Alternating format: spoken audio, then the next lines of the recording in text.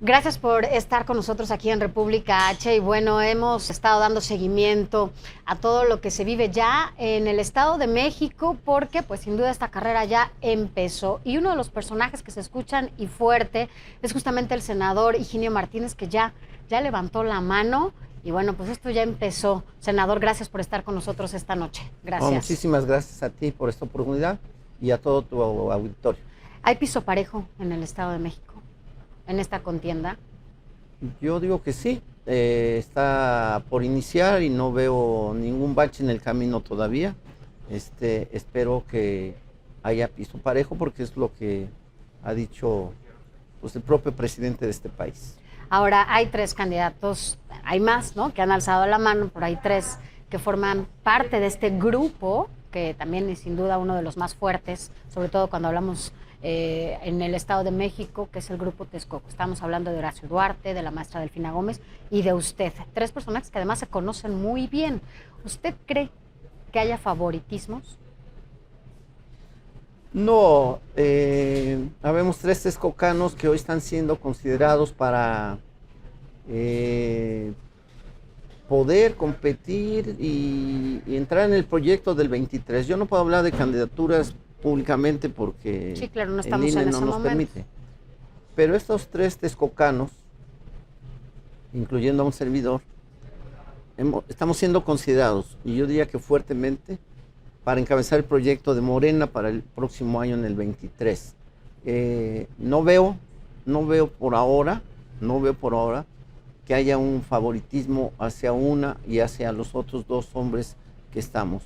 Yo no veo eso. Yo lo que veo es que nos tenemos que poner de acuerdo los morenos y las morenas, porque la responsabilidad que implica el transformar nuestro Estado de México es muy grande y no puede ser producto de una decisión personal, tiene que ser producto de una decisión colectiva y sobre eso estamos trabajando. En esa decisión colectiva, senador, ¿usted está de acuerdo en este proceso para la selección de candidatos, es decir, las encuestas? Bueno, la encuesta es un mecanismo que se ha impulsado desde ese tiempo en Morena y es el último recurso que se tiene y es un recurso válido. Yo no, yo no cuestiono hoy las encuestas porque de por sí tienen muchos cuestionamientos. Pero yo digo que es el último recurso. Hay uno antes que es la búsqueda del consenso. Mediante el consenso, mediante la disposición, por ejemplo, de los tres compañeros texcocanos, podemos encontrar una fórmula que nos permita decir, esta es la persona que debe encabezar el proyecto del 23. Y eso es válido. Para que llegara una encuesta, evitamos gastos, evitamos disgustos, evitamos dudas, si hay posibilidades, y creo que lo podemos hacer, de sentarnos, principalmente los tres texcocanos, y decir, ¿es fulano, o es sutano, o es fulana? Y con eso podemos resolver este tema. En el Estado de México puede haber incluso esta posibilidad de que sea candidata, ¿no? Una mujer, porque el próximo año vamos a vivir dos elecciones, Coahuila y Estado de México. Todo apunta, según lo que se dice, que en Coahuila habrá un candidato hombre y que posiblemente en Estado de México toque una mujer candidata. De ser así, ¿usted estaría también de acuerdo? Bueno, esa es una de las posibilidades, pero puede ser al revés. O sea, puede ser que en Coahuila sea mujer y en el Estado de México hombre. Caben las dos posibilidades, no hay nada definido. Las dos versiones corren. La de que sea mujer en el Estado de México, pero también la versión de que sea hombre. No hay nada definido, eso son dos versiones y las dos tienen razón de ser. Tanto una mujer en el Estado de México tiene méritos, como también un hombre en el Estado de México tiene méritos. Y lo mismo en Coahuila, ¿no? ¿Qué representa el Grupo Texcoco para el Estado de México? Bueno, ahora está de moda llamarle Grupo Texcoco, porque hay tres texcocanos principalmente que encabezamos Morena, vamos a decir, en el Estado de México, que somos la fuerza principal y por eso está denominado Grupo Texcoco. No existe como tal un Grupo Texcoco, pero bueno, así ya hoy soy es Pero digamos Vox que Populi. Texcoco siempre ha sido importante, sobre todo incluso cuando el PRI ha gobernado ese estado, ¿no? Toda la vida, y Texcoco fue el primer municipio en donde se le revela, pues, ¿no? Desde la izquierda al Estado de México. Texcoco toda la vida ha sido muy importante.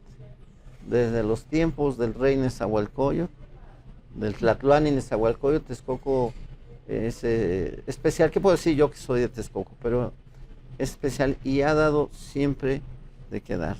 Claro que en política en los últimos años, pues Texcoco ha sido, de ahí ha surgido la principal fuerza opositora desde hace muchos años al priismo en el Estado de México. A ese sí, conocido Grupo Atlacomulco.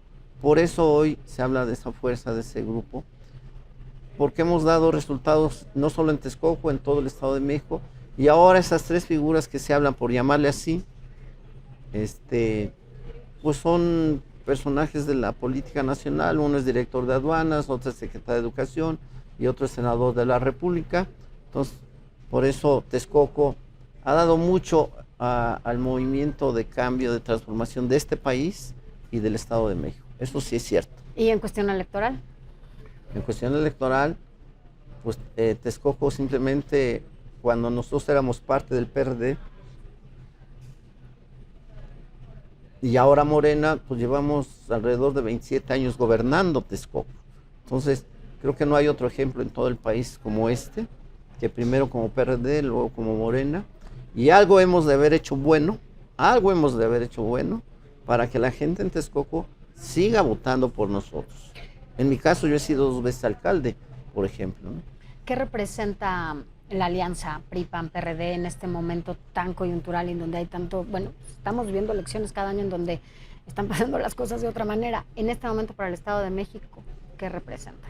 Pues representa un intento desesperado por retener el poder, por quedarse 6 años más con ellos, para que continúen sus privilegios, para que continúen sus enjuagues, ¿sí? Las tropelías, el hurto, la corrupción. Ese es el último intento desesperado, y que me da pena por los panistas, porque todo el PAN nació para combatir al PRI. Y ha recuperado espacios, ¿no? Incluso sí, pero el PAN nació para combatir al PRI y ahora va ahí a la cola del PRI en este caso.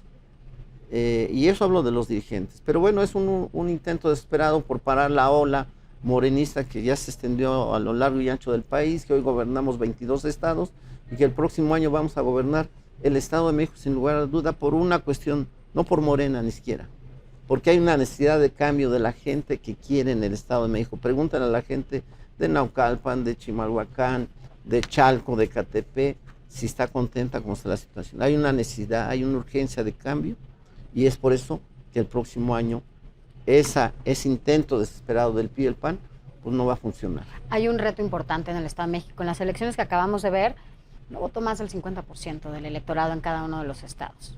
El Estado de México representa lo de los 6 estados que acaban de tener elecciones y es la entidad más poblada y por ello también con muchas problemáticas, ¿no? Hay muchísimas, porque además de norte a sur en ese estado son distintas las problemáticas que se viven en ese estado. ¿Qué veremos en esta contienda cuando lo que se ha vivido después del 2018? Hemos visto que están utilizando incluso a veces el aparato del Estado con programas sociales, con este tipo de cosas que la verdad es que después son denunciadas, claro, pero pues tampoco les ha ido bien ahí, ¿no? La percepción de la población también, digo, no es tan buena porque no han salido a votar. Está saliendo menos del 50%. En Quintana Roo ganaron con el 30 y tantos % de la votación, ¿no? Es cierto, el Estado de México tiene 18 millones de habitantes, casi 18 millones de habitantes. Los 6 estados que acaban de tener elecciones para gobernador no llegan a 15. Esa es la importancia del Estado de México, donde vivimos, la entidad donde vive el mayor número de mexicanos, con el mayor número de problemas, ¿sí? De todo tipo, inseguridad, transporte deficiente, falta de oportunidades de empleo, el estado con mayor número de feminicidios, de desatención a la mujer, de violencia de género, etcétera. Todos los problemas se agravan en el Estado de México, ¿sí? Es una realidad. ¿Qué es lo que tenemos que hacer para que la gente del Estado de México se pronuncie, se manifieste salga a votar en su momento, por supuesto, cuando haya una elección, pues es decirle que si hay una oportunidad de cambio con nosotros, que no es que la vida va a seguir igual como lo hemos tenido durante los últimos, ya no hablo de 90 años que ha gobernado el PRI, pero hablo de los últimos 30, 40 años que ha sido un desastre, han sido una calamidad para el Estado de México, los gobernantes priistas, ¿sí? La gente debe decir, tiene que apostar al cambio, tiene que buscar una opción distinta, tiene que salir a expresar, ¿sí? Si no sale a expresar con su voto, no estoy llamando a votar ahora, lo quiero dejar claro porque no lo puedo hacer, pero en su momento la gente tiene que expresar su malestar o su simpatía, si es que le gusta cómo está el Estado de México, pero a través de esto. Yo espero que la gente salga, porque es la única forma que tiene el gobernante de saberse, entre más respaldo, más compromiso, ¿sí? Y más responsabilidad tiene con los ciudadanos que participan, no solo con los que voten con él, sino con todos los que participan. Finalmente, senador, preguntarle, ¿no están enojados con usted o enojados por este pues apoyo que usted expresó al inicio de, bueno, más bien porque no estaba de acuerdo con el aeropuerto de Santa Lucía y que finalmente apoyaba al aeropuerto de Texcoco, y bueno, esto pudo haber generado como algún enojo, algún resentimiento, algo ahí con usted? No, a ver, muchas veces he escuchado esa versión de que debido a que yo expresé en su momento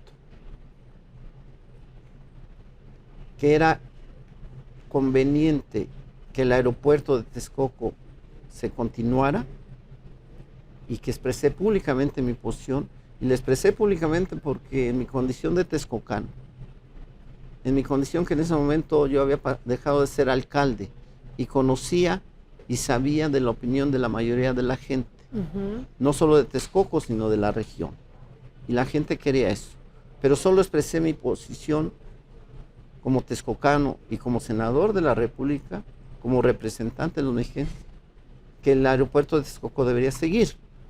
La opinión del presidente del país y de mucha gente más fue que no, y yo respeté. Es decir, yo no estuve en contra de la decisión del presidente, solo expresé una posición, y eso con el tiempo, en las veces que he podido hablar con el presidente, ese asunto no generó ninguna dificultad entre nosotros.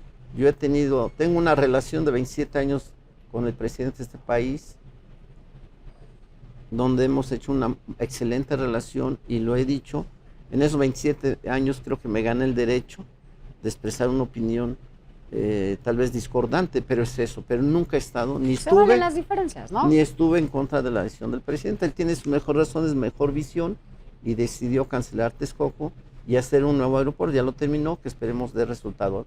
No hay enojo, se enojan otras personas, se enojan los del PAN, se enojan los del PRI conmigo, pero no, del lado de la 4T muy pocas personas se enojan.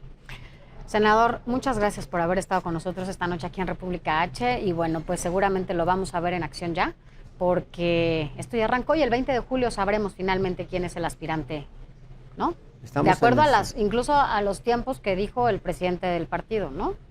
Mario Delgado. Estamos en esto, vamos a ver qué pasa, pero nos va a ir bien el próximo año al Estado de México con una nueva opción que gobierna a los mexicanos. De eso estoy seguro. Gracias. Estaremos de cerca. Gracias siguiendo estas actividades. Por lo pronto, bueno, pues ya lo veremos. Gracias el senador Higinio Martínez, uno de los aspirantes a esta candidatura de Morena al gobierno del Estado de México.